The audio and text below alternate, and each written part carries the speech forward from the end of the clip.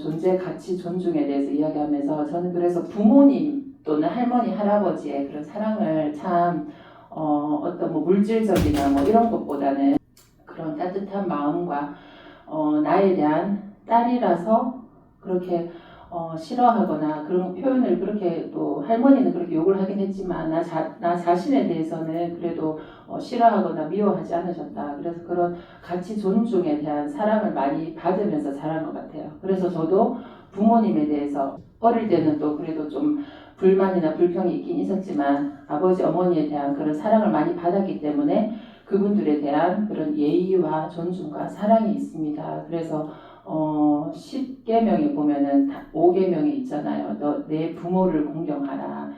이것이 또 정말 가장 인간으로서는 가장 우리가 가장 근본적으로 지켜야 될 가장 존경하고 존중해야 될 첫 번째 대상이 바로 우리 부모님이다. 왜냐하면 부모님이 우리의 근원이기 때문에 이제 조부모님도 저희들을 이제 사랑해 주셨기 때문에 조부모님에 대한 사랑도 이제 있었고 그래서 이제 이 이야기를 하는 이유가 존재 가치 존중에 대한 이야기를 하면서 이제 제가 그 사랑을 또 받았기 때문에 제가 그렇게 드릴 수 있었겠죠. 제가 지난번 유튜브에서도 그 이야기를 했듯이 할머니께서 저한테 또 그렇게 보여주시기 때문에 저도 돌려드렸구나라는 생각이 들어요. 제가 또 할머니 댁에 가면 이렇게 문 앞에서 딱 이렇게 보이지 않는 곳에 있다가 짠 하고 나타나면은 할머니 할아버지께서 일을 하시다가 저를 딱 보시고 와 이렇게 우리 소녀 맞나? 이렇게 하면서 막 반겨주셨거든요. 그래서 그 모습처럼 저도 할머니를 보는 순간 호들갑을 떨면서 할머니 하면서 그런 성격이 아니었는데 더 호들갑을 떨면서 우리 할머니를 이제 마음을 좀 기쁘게 해드리려고 할머니 너무 보고 싶었어요. 그리고 이렇게 오래 계시다가 가세요. 가지 마세요. 이러면서 일부러 더 그렇게 이제 해드렸는데 이런 것이 이제 그 존재에 대한 존중이 아니니까 존재의 가치를 존중하는 거잖아요. 그래서 우리가 특별히 뭔가를 해주는 것도 너무나 중요하지만 이렇게 그 존재 자체를 존중하는 것. 그래서 할머니께서 굉장히 기뻐하시는 모습을 이제 보게 되면서 지금까지도 그때 참 잘했다라는 생각이 많이 들더라고요. 이제는 돌아가셨지만 그래서 존재 가치 존중에 대한 이야기를 하면서 또 부모님에 대해서 우리가 또 조부모님에 대해서 요즘은 좀 사라져가는 많은 이제 개인적인 문화 가운데서 그런 것들이 생각이 났고 그런 우리가 존재 가치 존중을 하는 이런 문화들이 많이 회복이 되었으면 좋겠다라는 생각을 하고 나눠드리게 됐습니다. 그래서 우리가 정말 이렇게 부모님을 사랑하듯이 우리 자신을 또 사랑하고 타인을 사랑하고 그 존재 자체를 존중하는 그 가치를 정말 귀하게 여기는 그런 마음이 있다면 정말 많은 지혜들이 우리가 또 생겨날 수가 있고 그래서 그 마인드, 태도가 좀 중요한 것 같아요. 어떤 기술적인 것, 전략적인 것 우리가 회의를 하고 기획을 하고 전략 기획을 많이 짜잖아요. 근데 그게 방향성과 태도가 있으면은 그 지혜는 언제든지 얼마든지 많이 떠오를 수 있다라는 생각이 듭니다. 그래서 나는 너무 지혜가 부족한 것 같아. 나는 왜 이렇게 똑똑하지 못한 걸까? 나는 뭔가 아이디어가 왜 이렇게 안 떠오를까? 이럴 때 정말 보면은 그 방향성, 태도, 마음의 태도가 어떤 방향으로 가 있느냐에 따라서 우리가 정말 좋은 일을 하고자 하고 선한 일을 하고자 하고 우리가 돈을 벌고자 하고 하는 것도 정말 우리 가족과 우리들의 어떤 안녕과 평안을 위해서 하는 거잖아요. 그런 방향성과 태도를 우리가 정말 존재 가치 존중, 내가 사랑하는 사람을 지키기 위해서 보호하고 이들의 행복을 위해서 하고자 한다면 지혜는 무궁무진하다. 그리고 지혜가 부족하냐? 방 안에 가만히 틀어박혀 있지 말고 방 안에 틀어박혀서 근심 고민하고 걱정하고 울고 있지 말고 거리로 나가보라. 거리로 나가보면 지혜가 무궁무진 널려있다라는 말씀이 있어요. 그것은 혼자 고민하면은 생각할 수 없는 떠오르지 않는 많은 지혜들이 우리가 방향성과 태도만 있다면은 거리로 나가면 그래서 저도 처음엔 그게 무슨 말인지 했어요. 근데 거리로 나간다는 것은 많은 사람들을 관찰하는 거잖아요. 많은 사람을 관찰하고 또 이렇게 정말 소모임, 중모임, 대모임 이런 데 와서 또 사람들을 만나고 관찰하고 그래서 사람들에게서 그런 모든 지혜들이 다 나오는 거더라고요. 그래서 관계 안에서 너희는 행복을 누리고 또 축복거리도 관계 안에서 다 열리는 것이기 때문에 이렇게 사람을 계속 만나고 하다 보면은 그 안에서 지혜를 얻게 되고 많은 또 아이디어를 얻게 되고 또 중요한 건 지혜도 얻지만 한 가지 더 충전을 받는다. 감성 충전, 에너지 충전, 생명력 충전. 이것은 혼자서 하려고 해도 아무리 해도 안 되는 부분들이 있잖아요. 혼자 있는 시간도 너무나 분명히 중요하지만 함께 있어야지. 2사람이든 3사람이든 아니면 더 뭐 10명, 20명이든 사람들이 모인 곳에 가다 보면은 심지어 이제 시장 거리에 나가보라라고 하듯이 거리에 나가서 사람들이 멀리서 지켜보는 것만 해도 관찰하는 것만 해도 이렇게 많은 지혜가 떠오른다고 합니다. 그래서 실제로 우리가 만남을 통해서 많은 지혜를 얻고 그리고 한 사람 한 사람은 그 사람에게는 그 뒤에 몇십 년의 경력이 다 있잖아요. 경력과 경험. 근데 나 혼자는 만약에 내가 100사람을 만난다고 했을 때 내가 100사람 분의 100인분의 경험을 다 하지 못하잖아요. 모든 사람은 시간적인 한계, 에너지적인, 관계적인 한계가 있잖아요.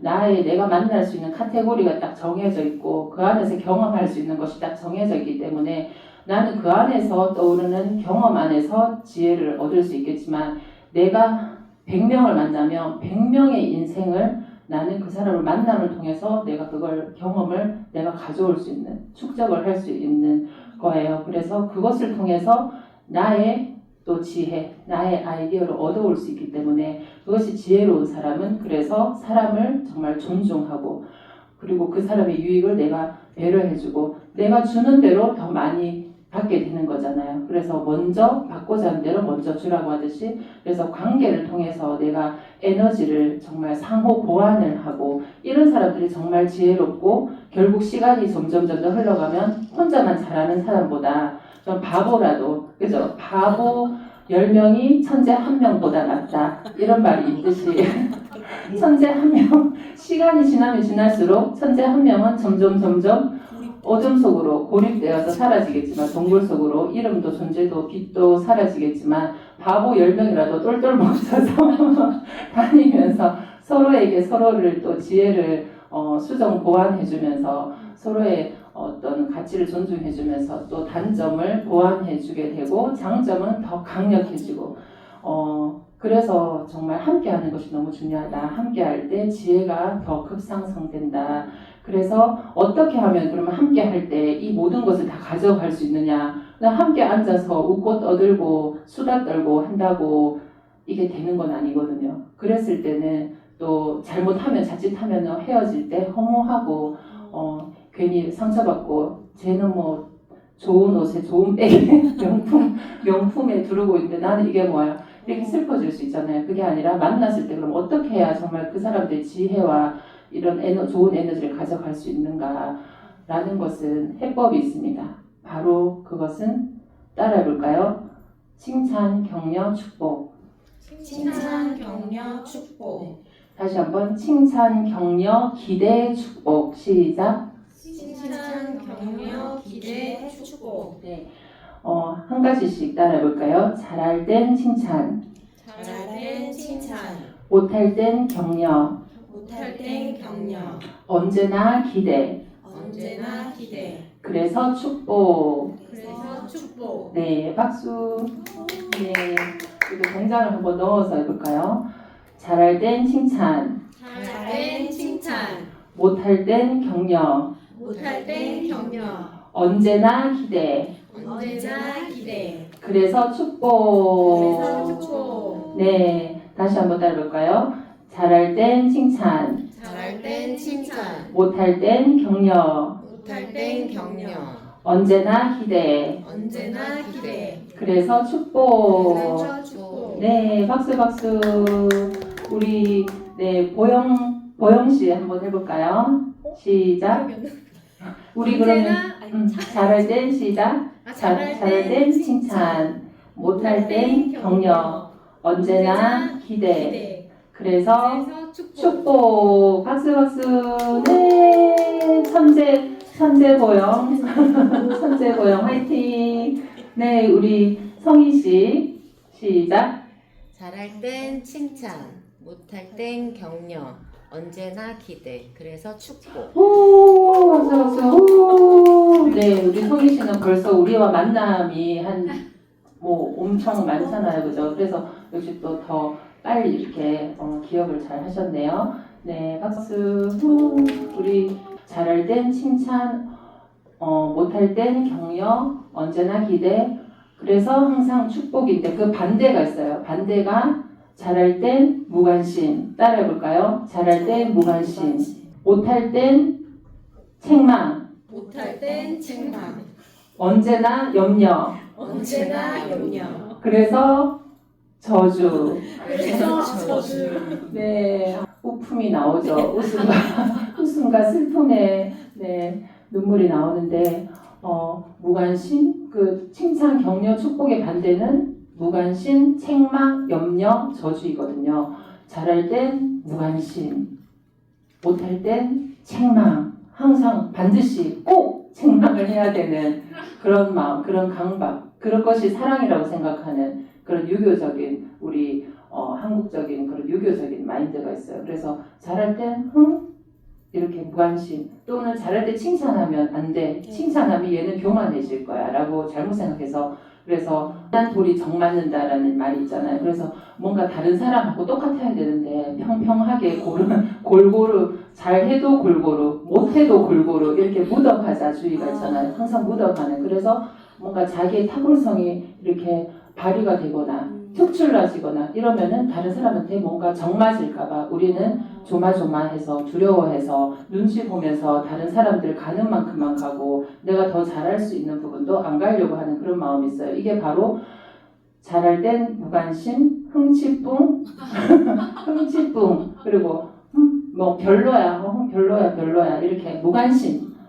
해봤자 얼마나 잘하겠어. 이렇게 잘할 때 무관심. 그리고 못할 땐 반드시 또 책망하는. 잘할 때는 무관심하다가 못하면은 반드시 그걸 또 책망해야지. 그래야 내 썽이 풀려. 내 썽이 풀려. 내 썽에 안 차. 이러면서 꼭 그거를 책망해야지. 지적질을 해야지 되는 그런 사람들 있잖아요. 그래서 못할 땐 책망. 그리고 언제나 염려하는. 아이고 어떻게 하겠어 이렇게 염려, 사랑으로 생각하는데 부모님들이 특히 자녀들에게 잘하는 것들이 실수가 항상 염려의 말을 하는 거죠. 항상. 근데 안전하라고 하는 말인데 항상 저도 초등학교 때 가면 어머니께서 항상 길 건널 때마다 이렇게 잘 보라고, 항상 손 들고 잘 보라고 이렇게 말씀을 해주셨어요. 근데 이 정도는 그래도 염려는 아니에요. 이 정도는 그래도 사랑으로 다 잘 이렇게 지도를 해주시는 건데, 염려하는 분이 항상 있잖아요. 항상 이렇게 너가 하면 됐다. 설거지 하는데 됐다. 이렇게 해서 언제 어느 세월이 끝나겠니? 내가 그냥 하고 말지. 이런 마음으로 뭔가 음식을 자녀가 만들고 하면 위험해. 나와. 불나면 어떡해. 이러고 그래. 너 하다가 불에 혹시 다치면 어떡해. 칼도 만지지 마. 칼 가위는 절대 만지면은 다칠까봐. 하지마. 이렇게 염려하는 마음. 그러다 보면은 아이는 이제 점점 무능력해지고 무기력해지고 이렇게 하기 때문에 의욕이 없어지고 좌절에 빠지기 때문에 나는 정말 항상 뭘 하려고 하면 그 속에서 이제 자기 엄마 아빠가 했던 말이 하지마. 너 하다가 다치면 어떡해. 위험해. 이렇게 하기 때문에 뭔가를 하려고 해도 우리가 선뜻 나서지 못하고 뒤로 이렇게 일단 뒤로 즉시 멈춰. 일단 뒤로 한 발 후퇴해서 지켜보고 다른 사람이 가는 거 보고 안전할 때 가야지. 이렇게 돌다리도 두드려 보고 해야 된다고. 두드리는 건 좋은데 하루 종일 10번, 20번, 100번 이 돌이 안 부서져요. 근데 내가 하도 두드려서 결국 부서질 때까지 두드리고 거봐 그럴 줄 알았어. 내가 100번 두드리는데 안 부서질 돌이 어딨어요. 100번, 1000번은 두드려서 부서질 때까지 두드리다가 부서지니까 거봐 내가 안 건너가길 잘했어. 이러는 거죠. 그런 것처럼 염려가 이렇게 우리의 무의식에 결국에는 염려가 쌓이게 되면 이게 저주가 되는 거죠. 반대는 축복인데 그래서 무관심, 책망, 염려, 저주이다. 그래서 저희 아버지께 감사한 것은 딸이라고 그렇게 무관심, 책망, 염려, 저주로 까지 가지는 않으셨다. 너무 그래서 우리 또 부모님께 감사하다는 인사를 드리고 싶습니다. 네. 그래서 참 이런 무관심, 책망, 염려, 저주 대신에 우리는 자녀에게 항상 잘할 땐 칭찬, 한 가지라도 뭔가 하나라도 잘하는 것이 있다. 이러면은 그것을 찾아서 이렇게 우리가 칭찬해주는 부모가 되고 말이 언행 태도가 너무나 중요하잖아요. 그래서 자존감에 있어서 여성의 자존감에 있어서 가장 중요한 것이 우리가 대화법에 있어서 말투가 되게 중요하잖아요. 말의 내용도 중요하고 말투도 중요하다. 그래서 말투와 말의 내용에 있어서 잘할 땐 칭찬, 못할 땐 격려, 그리고 언제나 기대. 그래서 축복의 언어를 자녀들과 또 남편과 만나는 모든 사람들에게 사용하셔서 모든 만남을 만남을 통해서 내가 에너지를 얻고 상대방도 에너지를 얻게 되고 나도 지혜를 얻고 상대방도 또 지혜를 얻게 되고 그래서 함께 더 생명력이 더 충만해지고 축복이 서로에게 흘러넘치는 우리의 인생이 되었으면 좋겠습니다. 네, 박수 박수.